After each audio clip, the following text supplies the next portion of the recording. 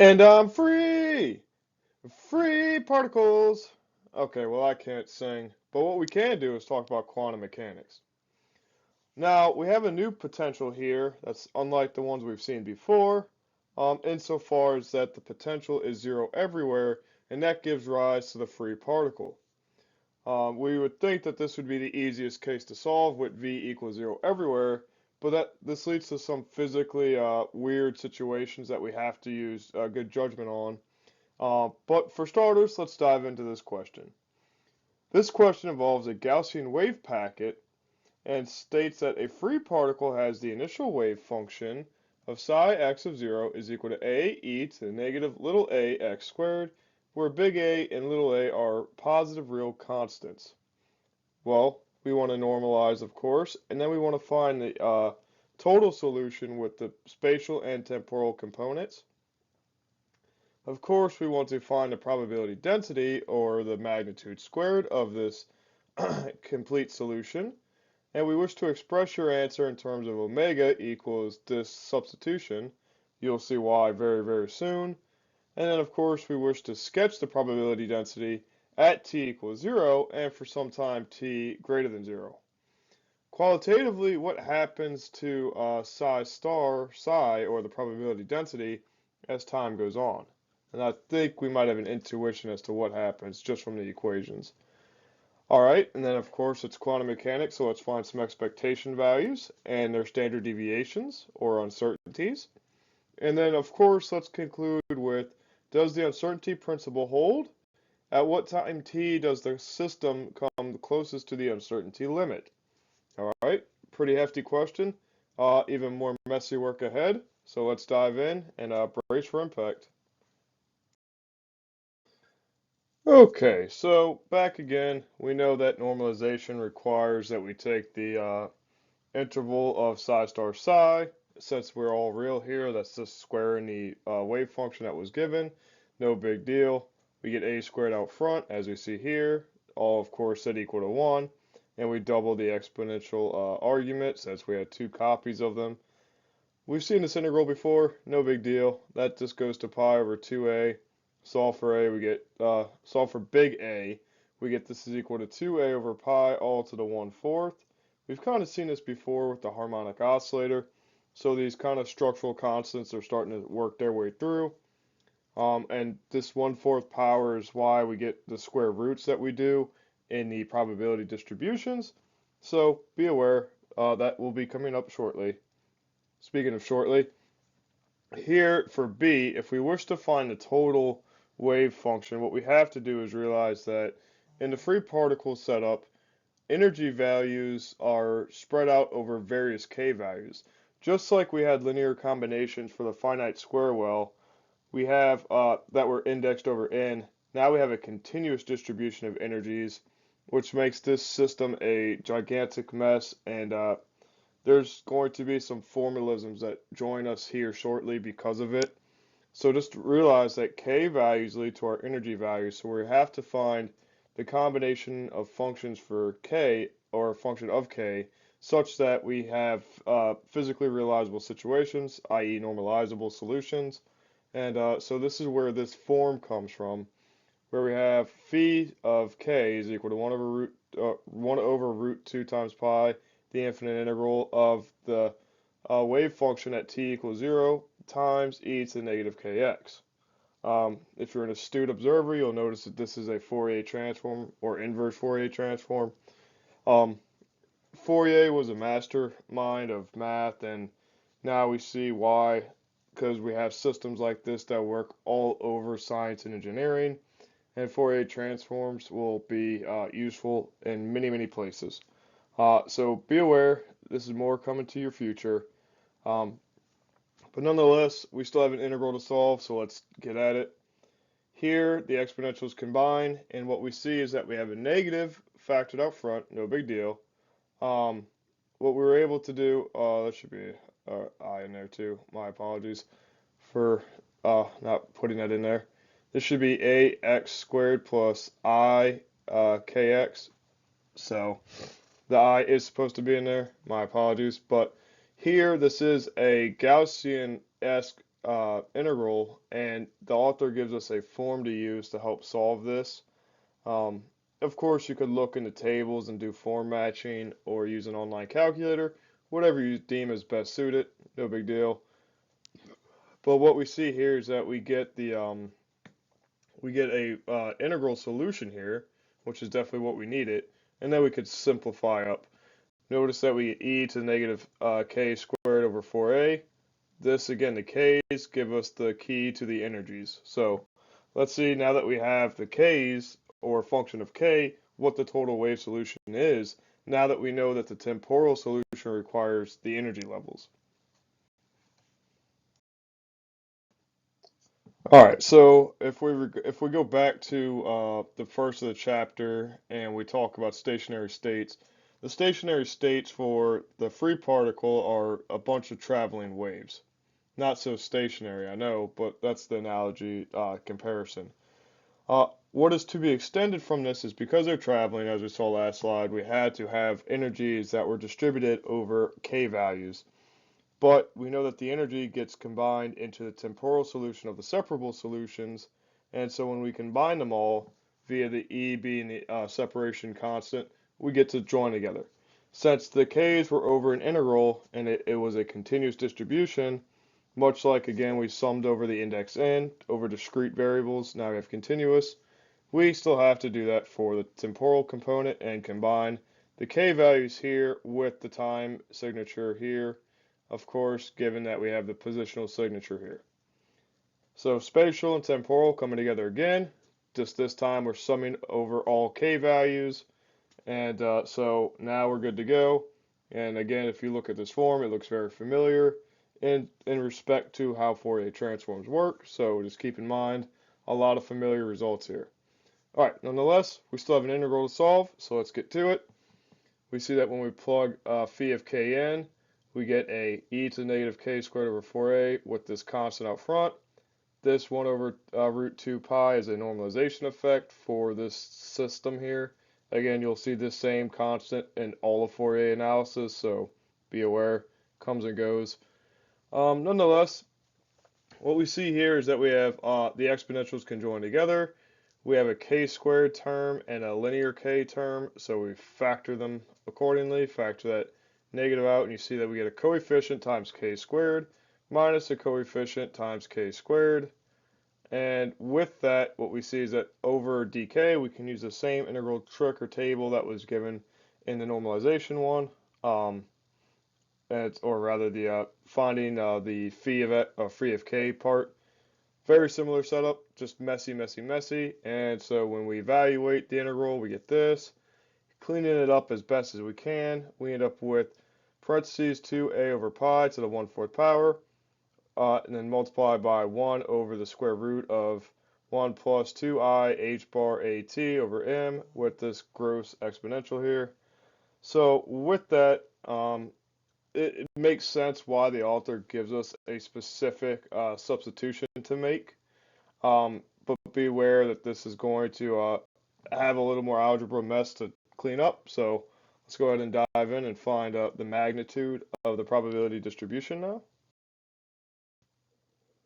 Alrighty, so what was given in the initial question for C was that we want W equals square root of A over a whole host of constants. But here what we can do initially is go ahead and pre-substitute theta by getting that fraction and the square root out of there, meaning that we want 2 h bar at over m. And this just allows us to clean up the waveform itself. As we see here, we get 2a over pi to the 1/4 times 1 over the square root of 1 plus I theta. Holy cow, much better. Then we have e to the negative ax squared over 1 plus I theta again. The reason why we do this is so we know that when we take the complex conjugate for the probability distribution, we can see explicitly the sign change and know how to deal with it algebraically. Meaning that here, psi star, we have a negative sign and a negative sign in 2 spots, not just the exponential. And because these are not just normal functions, they don't just cancel out like we've seen previously. They're nonlinear in that respect. So multiply across, we get 2 copies of the 2a over pi, so it goes to 1/2 instead of 1/4. we can combine the square root, so we have 1 plus I theta, and then times, or minus I theta, times 1 plus I theta, and then we have a couple of fractions here. As you see, the two fractions, we could factor out the negative ax squared out, and we'll just find a common denominator. We'll distribute this radical, or rather these factors in the radical here, and we see that we get the 1 plus theta squared, nothing new when you're multiplying by conjugates. Here we just have to factor. Here we have to find the common denominator, so we cross multiply, no big deal. When we do this, we see that I thetas cancel, so we like that. Here we have I, or 1 minus I theta, and then 1 plus I theta, which is the same as this here, and we note that results in 1 plus theta squared. Again, algebra here is going to be the bane of your existence if you don't like it. But with that being said, we see here that this a can be bounced over into this root here, as we have here. And we do this solely so that we could push this a into here as well, and we could substitute in the w definition that the author gives us in the question. So the final solution with the substitution is 2 over pi w e to the negative 2 w squared times x squared. Okay. Holy cow, a lot of mess and more messy algebra to come. Substitute as you deem accordingly, or carry all the variables that you want. Either way, the structure of it still showcases here. And unfortunately, in physics, there's a lot of weird constants that make everything gross. So do what works best for you. So with the graph, I'll just supply a supplemental link with the Desmos. That way we could see how this varies with time. But knowing that what we have from the distribution of the probability in the last slide, what we can see is that at t equals 0, we have a spike, because that's what the Gaussian will lead to. And since we are Gaussian distribution, as t gets bigger, that exponential gets bigger, and we just want to die out, and we're just going to squish down, and we spread out like a hill crumbling down. The graphs will support this, of course, but good to know, good to reason. But graphs are easy with respect to what we have coming up, so let's go ahead and dive in. Our expectation values, of course, our position leads us to an odd function. We've seen this argument before. Ehrenfest makes this easy, so x and p, easy enough, we like that. The squares, however, okay, well, now we got another Gaussian style integral here. We've seen the form matching before, not too bad. Plug it through, we see that the 1 over 4 w squared and the square root here come from the integral, these two terms. So this whole thing cancels with that whole thing, and we're left with 1 over 4 squared. We love to see it. Now, what I'm going to do here is some more substitution tricks solely because the momentum operator requires a second derivative. And I don't know about you, but I don't feel like carrying all these constants with. You are absolutely welcome to, but color coding this is going to make it much easier to not only write it out, but just to keep track of your derivatives. So here we have a actual constant, all numerical constants, b, and then we have e to the negative b, lowercase b, x squared. So you see we kind of take the original waveform that we have of the Gaussian and kind of substitute in for b's. Alright, fair enough. So we take one derivative as required by the momentum operator, and we see that we get a chain rule of the negative 2bx. This chain rule, when tidied up, leads to a product rule on the second derivative, which is what we see here. The product rule leads to an x squared coming down due to repeated factors after we plug out or pull out all the little b and big B that we could from before, get all the constants out, and then you're just left with x times the exponential, which leads to this simplification. Again, derivatives, probably not the hardest part of this problem, so we'll leave it there for curious observers. If you want to, you can do it by hand. But the next part that comes in needs to be very careful because we're supposed to multiply by the conjugate of this substituted form. So we need b star times b, which leads us, or big B star times big B, which leads us to the magnitude of b squared here. We also need to multiply by e to the negative bx squared conjugate too, so we have little b star, which is what we see here when we combine the waveforms. So just be aware, just because you substitute doesn't mean the imaginary parts go away.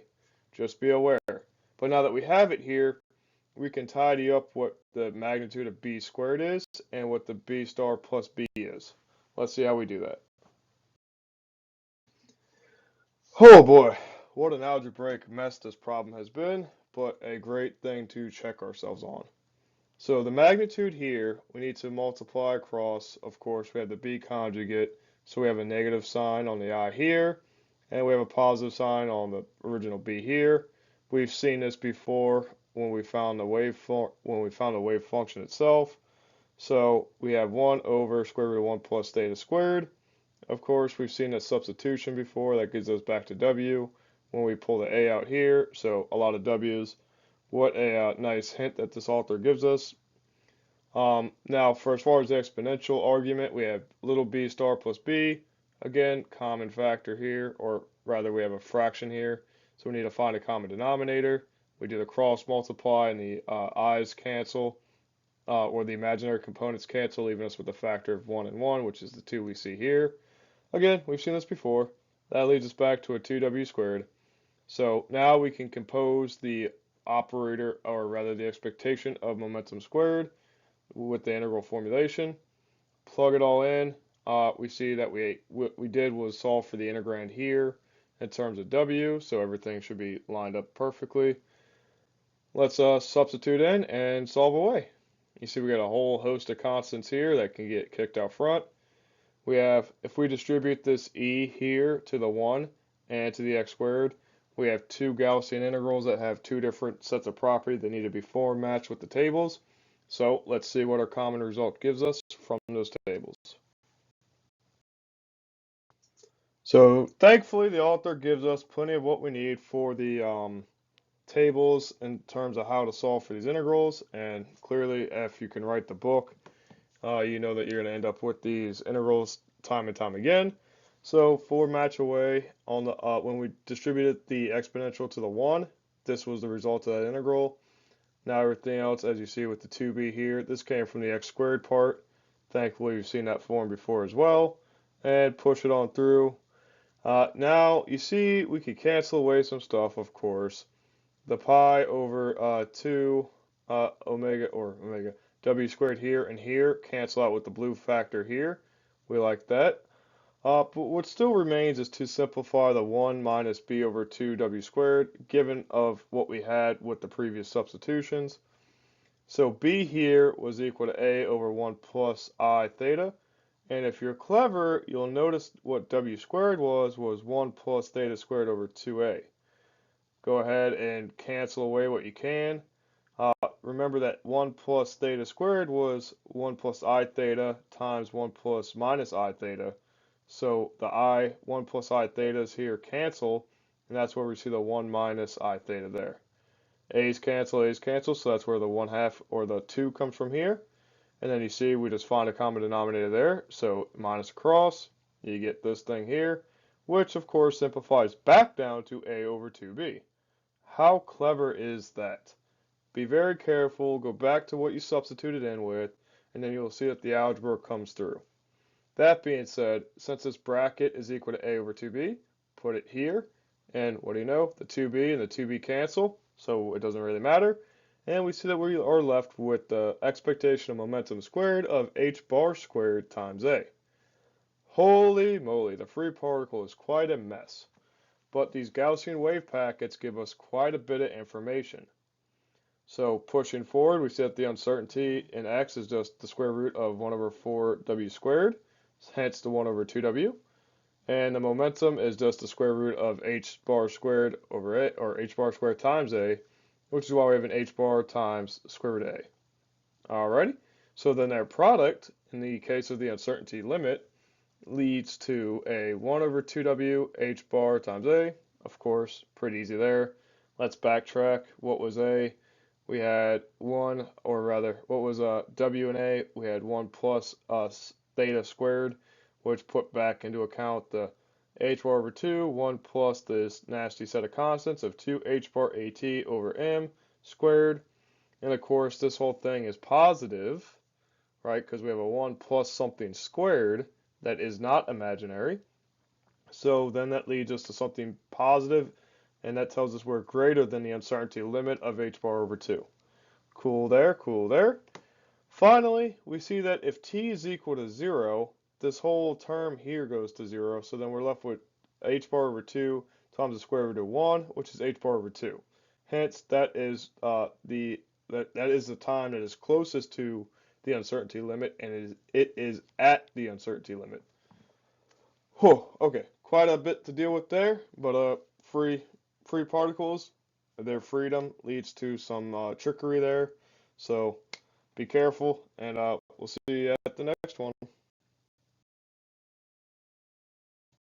And as always, until next time, happy learning.